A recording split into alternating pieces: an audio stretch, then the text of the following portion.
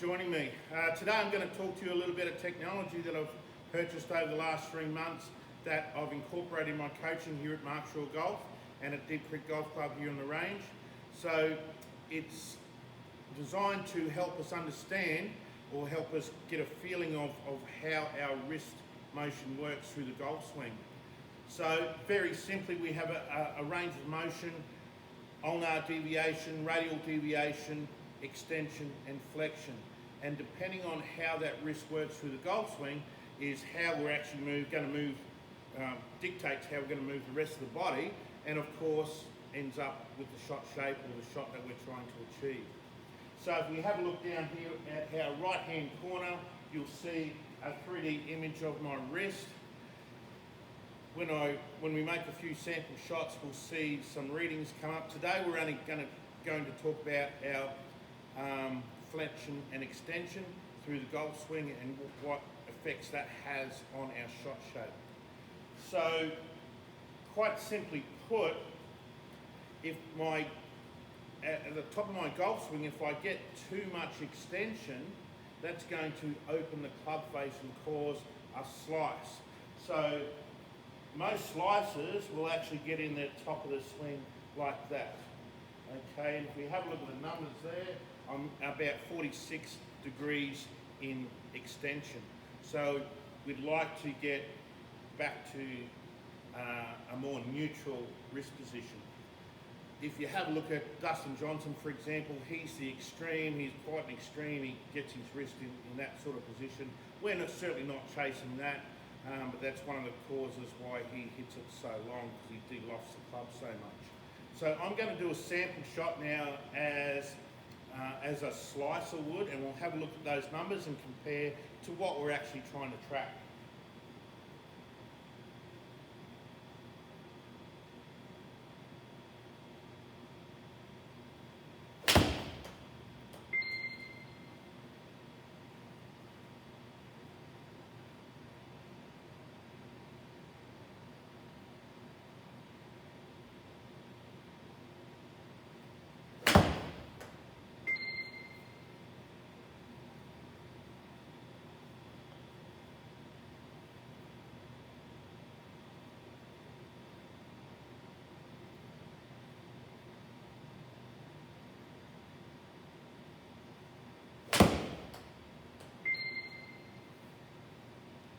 Okay, so if you can see by the numbers on down here, you'll see that I started off in 27 degrees extension.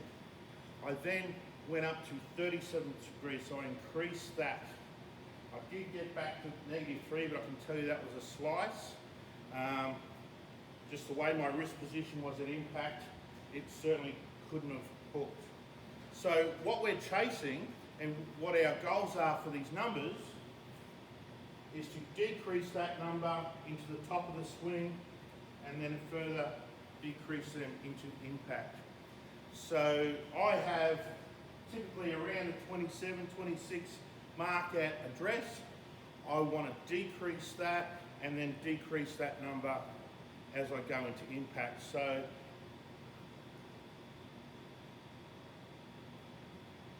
there's my 27 at address. I want to decrease that and then further decrease that if I can. Let's see if I can do that.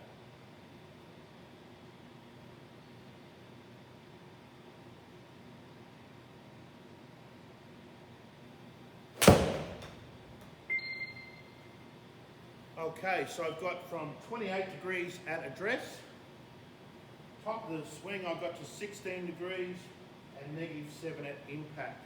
So that was quite a strong impact position there. Let's go to -7. So in my wrist position, I've actually bowed it a little bit. That's a great result. I'd like the top of the swing to be a little bit lower in numbers, but that's okay. We can see those numbers are decreasing as we go.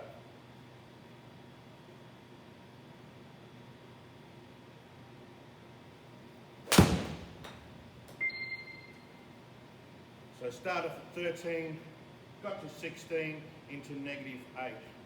So what I have found from this with my students and both with myself using this product is that when we get into a better position at the top of the swing with our wrist position, we find that we have to use our rotation more. It puts us in a much better position to use our rotation.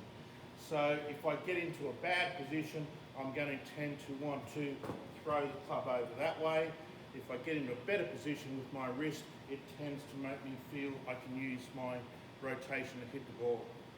So certainly if you have any more queries about this, don't hesitate in contacting me at Mark Shaw Golf.